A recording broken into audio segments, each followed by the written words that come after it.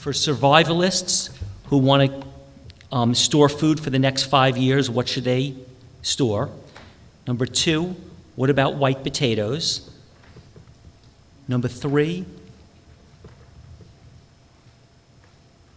what about cooking in tomato sauce?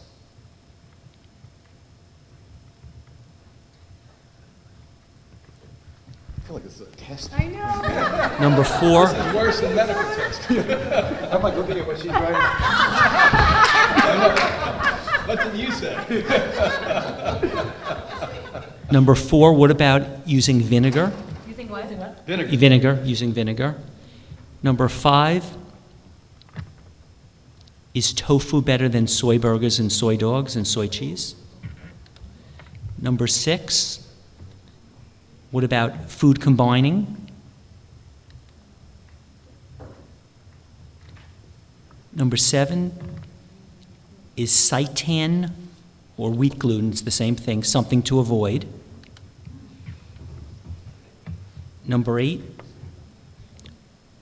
what about cooked sweet potatoes and squashes?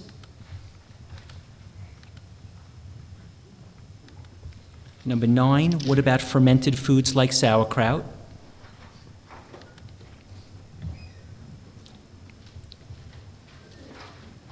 Number 10, what about pickles?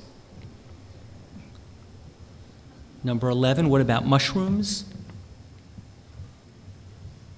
Number 12, what about avocados? Number 13, what about non-dairy milks? Like rice milk, hemp milk, those kind of milks. Next one, what about kombucha?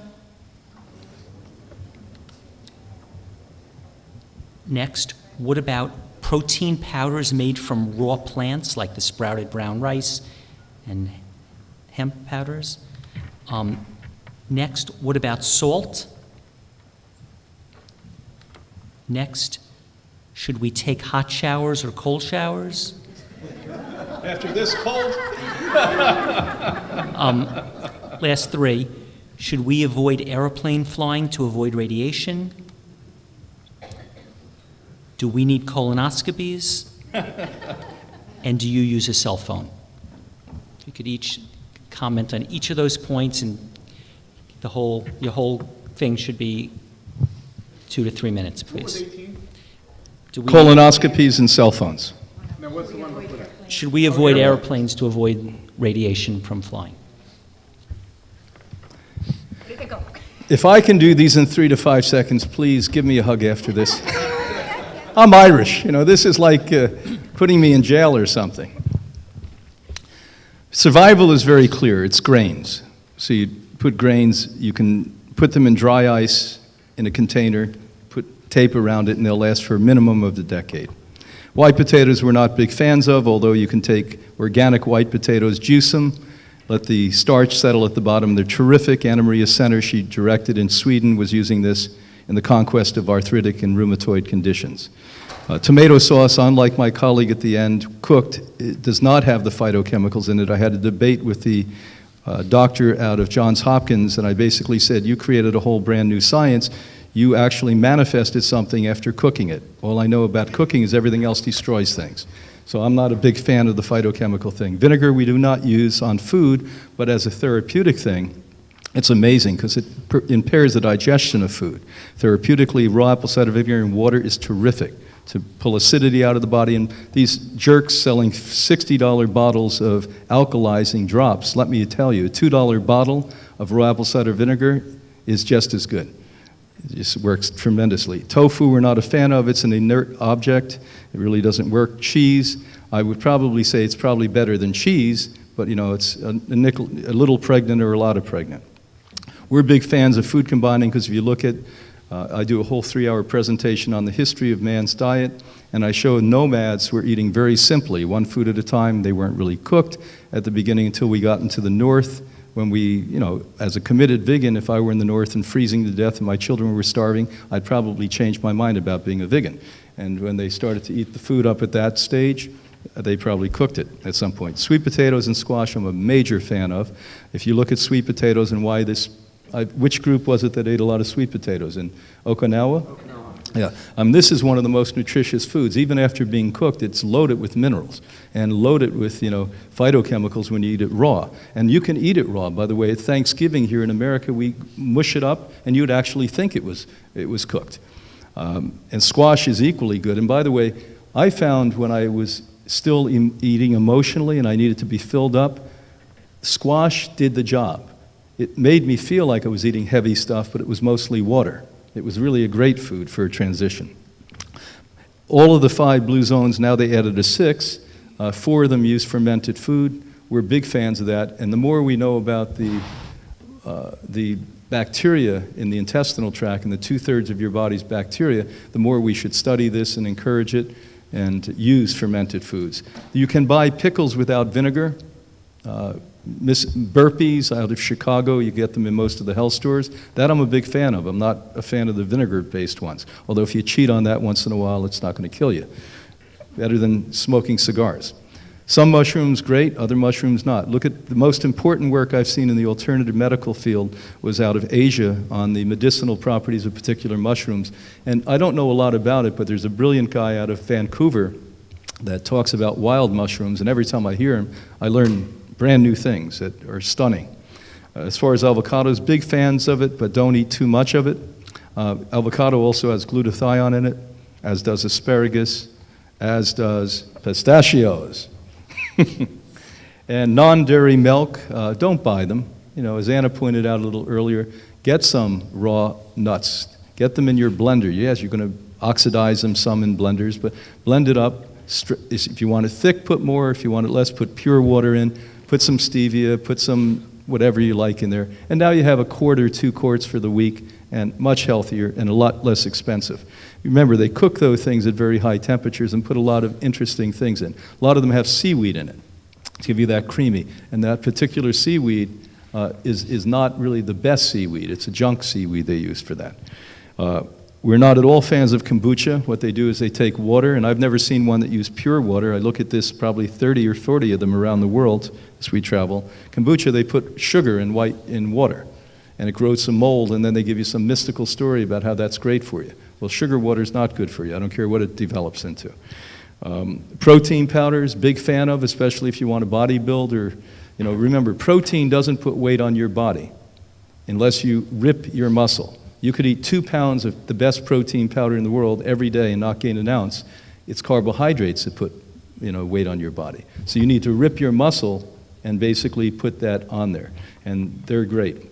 We happen to like the ones that are based on fermented brown rice because it also has something called IP6 in it. Look that up. We don't have time to talk about it. It's a major anti-cancer phytonutrient. As far as salt, we're not happy about, table salt. And by the way, most of these new salts they charge 10 times more money for are sodium chloride. Sodium chloride, sodium chloride. So very small amounts. Do we need sodium? You bet. You die without sodium. Your lymph glands literally need sodium as an antiseptic. Your lymph glands are the local police station of immunity and also the major filter system through your body. That's why every day we give people organic celery juice at Hippocrates, celery seeds. We'd prefer that. Now, occasionally when we have people get really weak, we'll give them the purest salts we can to sort of bring them back up. It's like jump-starting a car, but it's really not sustainable to take sodium chloride over a long period of time. Not a great idea. Hot or cold showers? Well, it depends upon how horny you are. We had to have some humor in this. When you take a hot shower, Anna Maria taught me this. She's Swedish, they're Vikings. After a hot shower, you should always follow it up with a cold shower. Now, here in Florida, it's easy. Our cold showers mean it's 70 degrees versus 95 degrees. So, and when you're up north, it's a little different. It's a challenge. Then a plane, the data and studies on that are just stunning, although I never stop taking planes. From New York to Los Angeles is the equivalent of 18 X-rays. From New York to London is 24 X-rays. And so while you have this so-called jet lag, and we all look horrible when we get off the plane, and you look at pilots being one of the sickest professions in the world. I mean, I've dealt with more cancer pilots and flight attendants than any other profession out there. The pilots come to us. More and more intelligent and educated pilots are coming and scaring us. We thought we knew, and today they're freaking us out and saying, here's the latest data on this. To check your colon, I mean, of course, doctors do this because people are eating horribly bad diets. And it's not a bad suggestion. If you're eating bacon every day, as the World Health Organization said, cured meats give you cancer, 20% more cancer with this just 4 months ago. Sure, you maybe want to stick that up. Eat well. If you don't have a recent history of a colon problem, colitis, diverticulitis, then I don't think you need to do that consistently. And by the way, they have something called a virtual colonoscopy, although it involves a CAT scan, which isn't great in itself. The truth of the matter is they don't have to stick something up. They can use this. You just have to find somebody who makes money on that, and then they'll do it for you. And then cell phones, we know from all the work that was done by the leading authority and oncologist out of Sweden how bad they are, directly linked to brain cancer. One of our colleagues who has been at The Real Truth About Health and a friend now, Dr. Dever Davis, one of our top scientists in America, how it creates cancer. I also think it implicates with neurological diseases and learning disorders, and the list goes on. And this is a work in progress. Thank you. You time me? I can't even hold this. I didn't write what everything was for. The first one, of course, I would store beans and grains. And I can do tons of stuff with that. And white potato, unless, I really don't need the potato juice anymore. I have the green drinks. It gives me so much more nourishment. And so white potato, otherwise, is so starchy. Diabetes Foundation puts white potato #1, not to eat if you have diabetes. So you can imagine how much sugar. And I prefer not to put tomatoes. And we can make tomato sauce in a blender. We could just put tons of oregano and garlic and rosemary and basil. And then, add, once it's out of the blender, add a little bit of olive oil. So much better for you. Okay, the vinegar as bacteria cleanse, yes, like 2 tablespoons and a glass of warm water first thing in the morning, amazing. Doesn't fit with your salad, you ferment everything you ate, although if that's what makes you tick, to have a dressing with vinegar and olive oil or other good cold-pressed oils, and you'll eat that salad, it's better to eat the salad than if that makes you go. Tofu is the lowest on the totem pole when it comes to nutrition. There's really not much nutrition, and you will process it because it tastes like nothing. And food combination, yes, very important. If you want to be gassy or you don't want to digest well and you want to have a good elimination too, you follow that and you do good. And number 7 was no good I brought. And okay, 8 was good, sweet potato squash. 9 was good, and 10 was good, and 11 was good. You have to say what they were. Well, yeah, I didn't write what they were. 12 was great. At 13, I know, 13 was... I know! 13, I know that's mushrooms, maitake, shiitake. Of course, there's amazing mushrooms out there. Mushrooms, of course, is in a forest, they are holding it all together. They're nourishing every tree, and it's a symbiotic relationship between mushrooms. So, of course, they're very good for us, but in moderation. And kombucha is sugar water. We don't need it. And then we had protein powder is good, mineral salts. Yeah, there are mineral salts. It's like, salts are actually pink or gray. And so you find that, and like we right now have one that's non-radioactive scalar treated.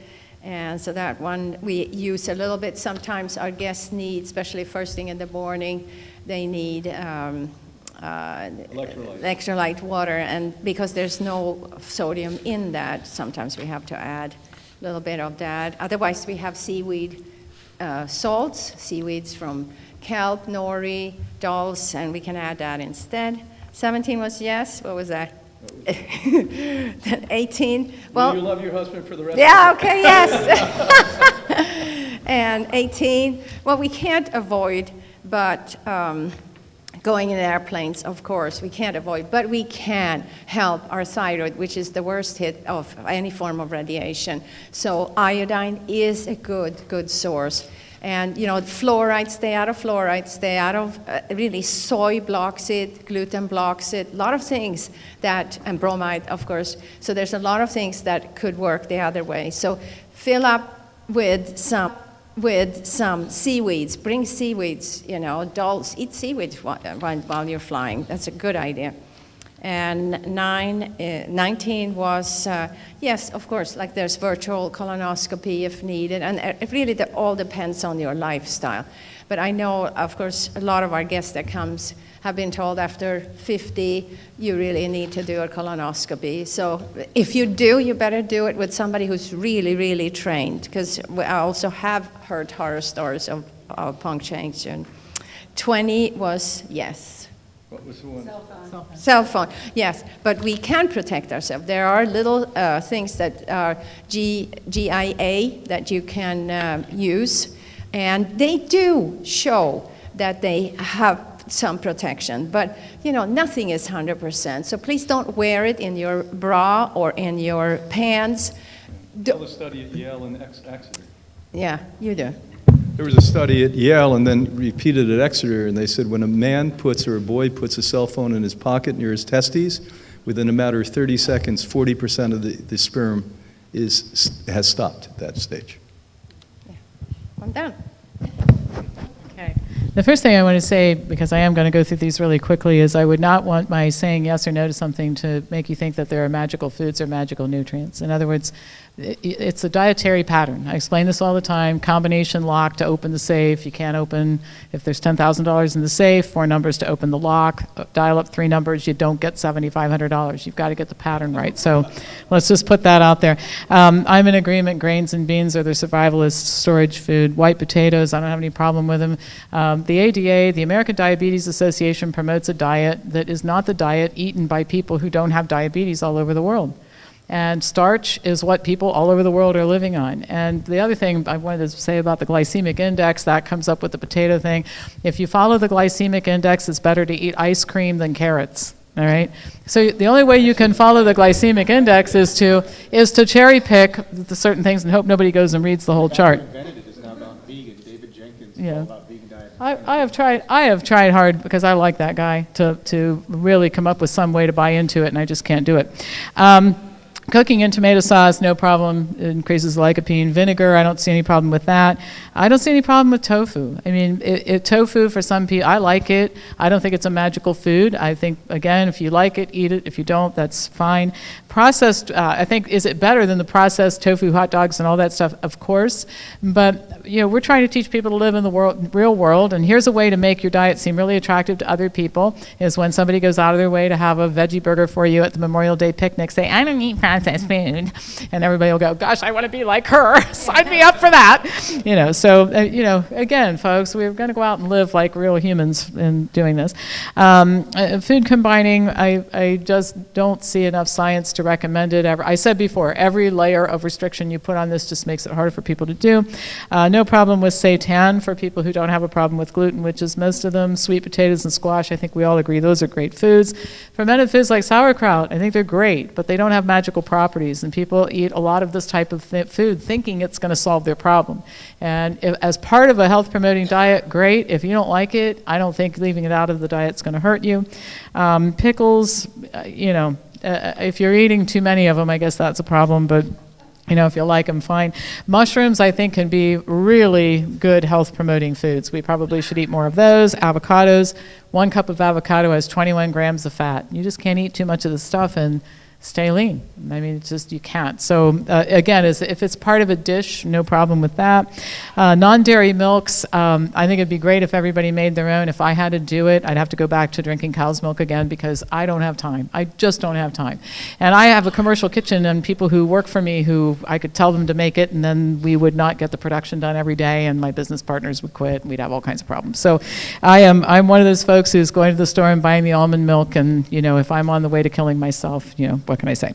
Kombucha, I'm on board, not such a good idea. Protein powders, my problem with excess protein If you eat too much animal protein, it increases your risk of cancer. If you eat too much protein, period, you're going to blow out your kidneys sooner or later, because all protein has to be digested and throws off the nitrogen and the amino acid chains, throws off toxic byproducts that are detoxified by the kidney. Human protein needs are very low, and I'll just take 10 seconds and explain this. People think that you have to replace protein every day in the body, but protein is like the fountain in the town square with 500 gallons of water, all right? They don't go put 500 new gallons every day in the fountain. They replace what splashed out and what evaporated, all right? So that's the way it is with protein. These amino acids circulate throughout the body, they recirculate throughout the body. All you're replacing is what actually got used up. You can use nitrogen studies to figure out that it isn't very much. So I don't want anybody adding extra protein to their diet. Salt, a lot of debate about the salt issue. The Institute of Medicine just published a revised report saying that their previous opinion was wrong, that most people shouldn't salt restrict.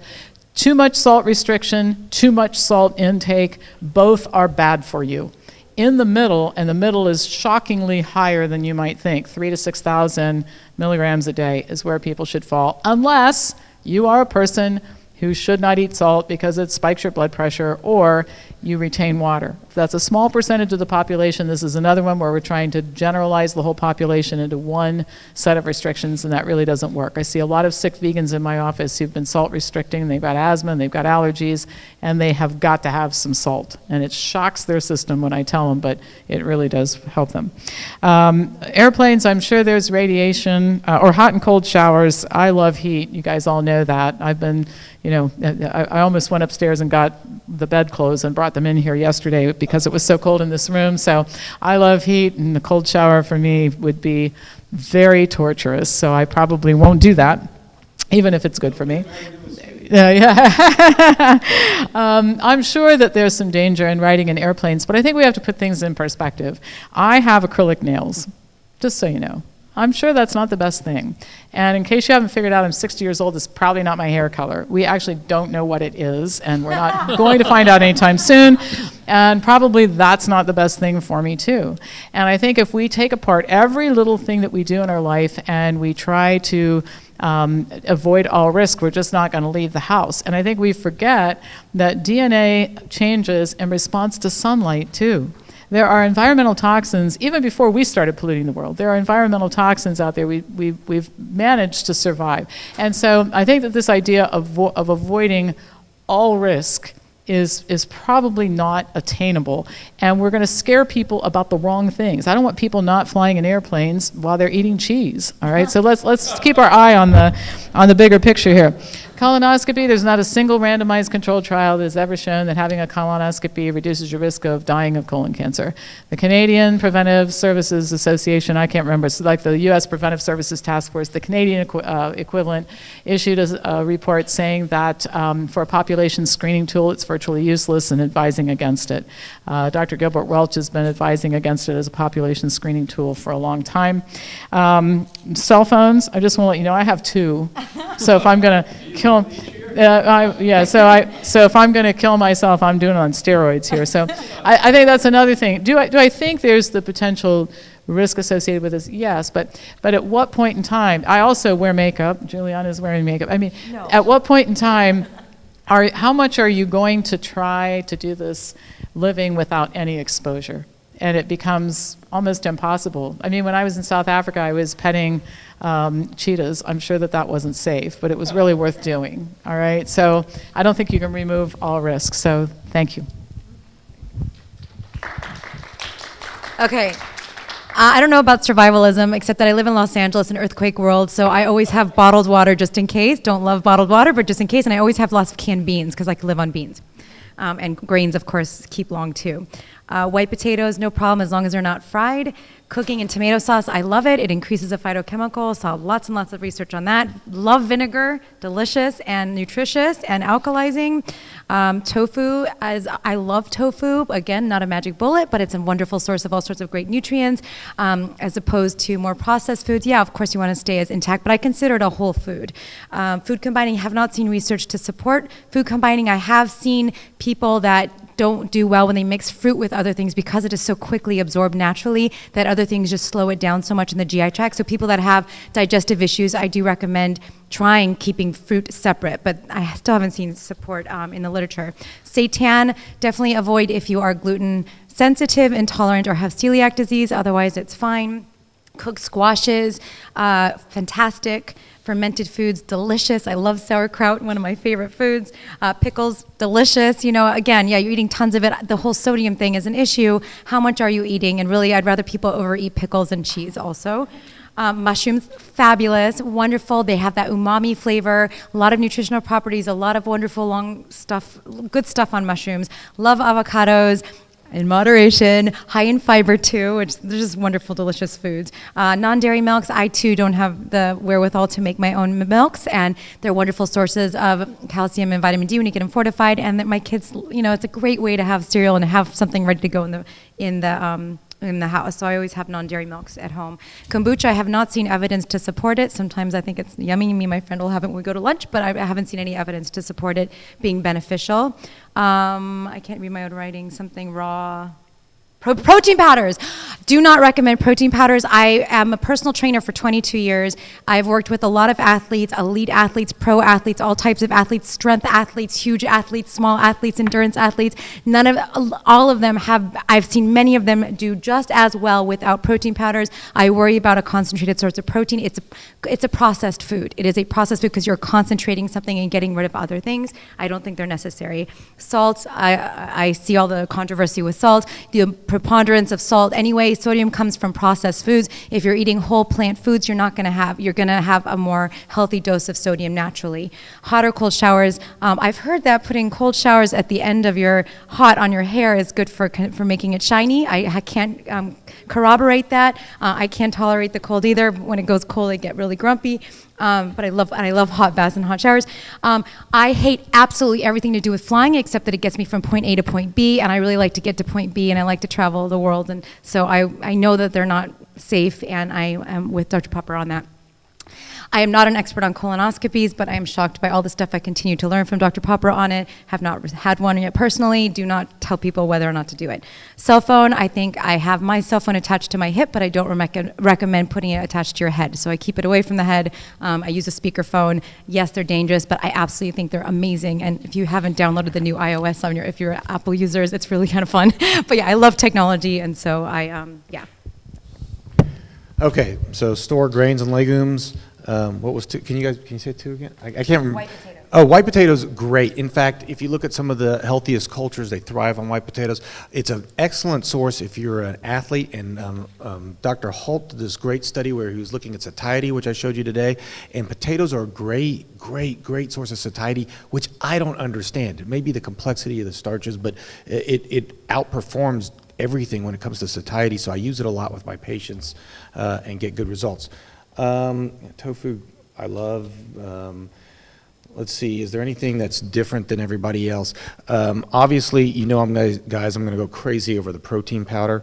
Nothing could be less needed in the world than protein powder. And if we're talking about chemicals, they did a recent study, heavy metal laden, arsenic laden, horrible chemicals in these protein powders. I don't think anybody, there's big, huge bodybuilders that don't use protein powders. And if they're not using protein powders, you certainly don't need to use protein powders. Salt is a great source of iodine, unless you're getting dulse. I would love it if people use dulse. Dulse is a great source of electrolytes, like she was mentioning, but not a lot of people have. I have a hard time finding dulse, believe it or not. And so I use iodinated salt because you need to get iodine. It is true that cruciferous vegetables and soy will scavenge iodine, but if you're getting enough iodine, that's not going to matter much. There was a great study done on vegans showing that they do not have more hypothyroidism, as everybody thinks that they do. They do not have more hypothyroidism, but you do want to keep that in mind. Cold showers, there's this movement looking at brown fat. If we could get people to generate brown fat, we have white fat. If you could generate brown fat is highly increases your metabolism. They think that maybe in cold environments you can increase that brown fat. There's been some studies on this, but it is definitely, the jury is still out. There was a guy who came to see me who's a famous researcher at Baylor, and he said, I'm onto it, I've got the answer, and no kidding, he died the next week. And so the answer has been lost. He was telling me he had the answer to brown fat, and then he died. But there's also benefits to sauna. There's actually a recent study that came out to the benefit, and you would know this in the Swedish literature, that Sweden and Finland, I think it was, that you could develop heat shock proteins, and this might actually help you. So I do think there's a benefit to sauna. There was a study that they had less heart disease just by doing sauna, and it seemed pretty well controlled. I'm not sure. I don't know much about radiation from planes and cell phones, so I can't comment. Okay, I'm going to ask one more thing, but I first want to just say that as soon as we're done, if the speakers would step next door to answer questions and sign some books just for a few minutes, you can go next door. This might be your last opportunity if you want to buy books. Tomorrow, Julieanna Hever will be making her presentation in the morning at 9 o'clock, and Brian Clement will be making the final presentation of the conference at 11 o'clock. I want to thank all the people from over 81 countries who tuned in to this conference. I want to thank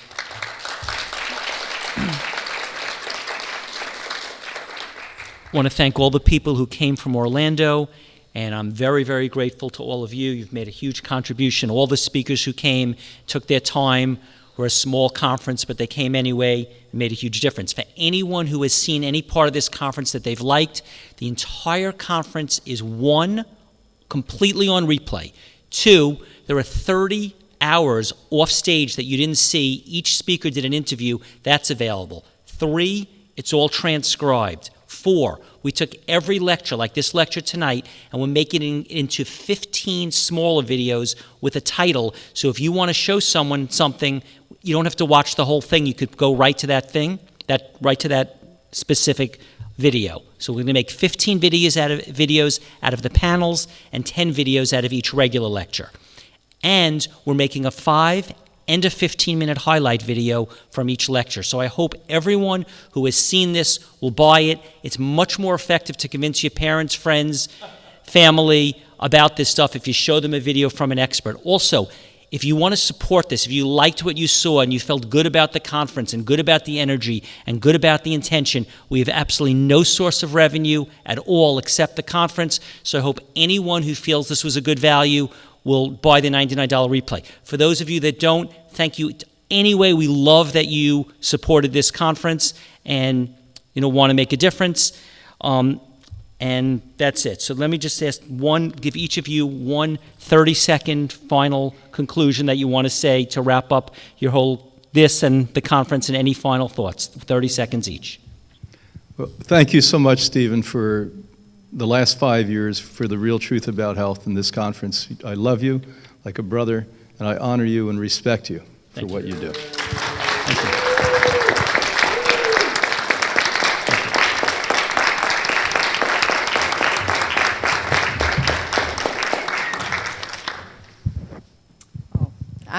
I want to send you home with the feeling of, I can change something, that I got something out of this that will make my life happier and healthier, because, I think we all strive to want to have health in our life, and it's a jungle out there. It's a jungle to find our way, and I hope that you've heard a lot of opinions here through this week, and that, the jungle is clearer.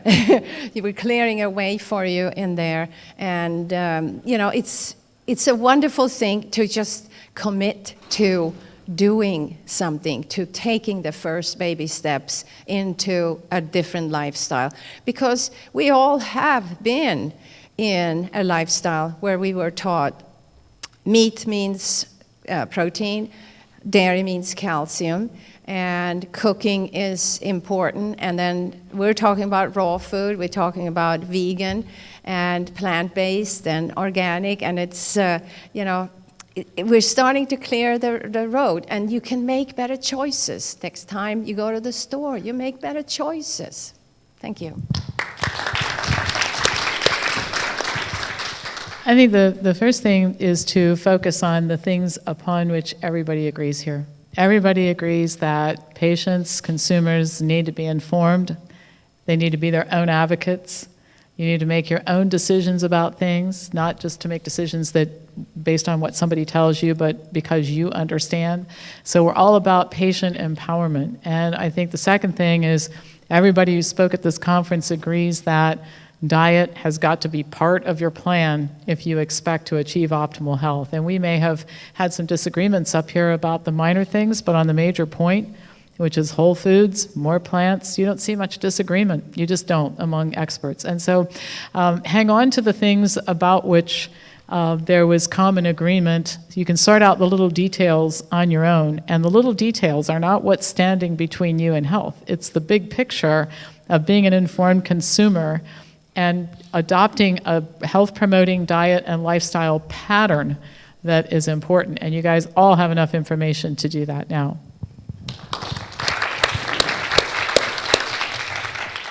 I also want to thank you, Stephen, for putting this wonderful conference on and for having me here. And yes, it's every bite matters, every choice matters, and little things, little steps, baby steps can be very progressive and be very, very beneficial. And you could see amazing results from following your intuitions and reading, and there's so much information out there. I mean, in the 20 years I've been doing this, to see the evolution of just even social media and the internet, where you have access to so much information, and we'll talk a lot about that tomorrow morning. It's a really exciting time, and I think that, yes, we have a lot of agreements and focus on, making those positive changes that everyone seems to agree on, because the little things don't matter. It's the big picture, it's the overall dietary pattern, it's the overall lifestyle. I was talking to a patient the other day, and I was looking over their food log, and it was like bacon and eggs for breakfast, and cheeseburger. And I'm going over, and I said, okay, well, let's try to do this. Let's over here. I want you to eat some fruit. And he goes, I thought fruit was bad for you.